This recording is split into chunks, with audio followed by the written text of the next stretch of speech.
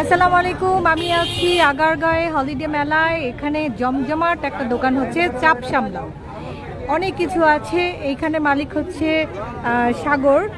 সাগর এখানে অনেক কিছু বিক্রি করে এবং তার কথা বলারও সময় নাই। আসুন তারপর আমরা চেষ্টা করি ওর সাথে একটু কথা বলার জন্য। সাগর, কেমন আছেন? খুবই ব্যস্ত আপনি দেখতে পাচ্ছি, সব সময় ব্যস্ত থাকেন। আমরা দোয়া করি আপনার ব্যবসা এভাবেই চলতে থাকুক। তা আপনি এখানে কতদিন ধরে আছেন সাগর, একটু তাকিয়ে বলেন। এখানে ব্যবসা করি আজকে 7 বছর। 7 বছর ধরে আপনি এখানে আছেন।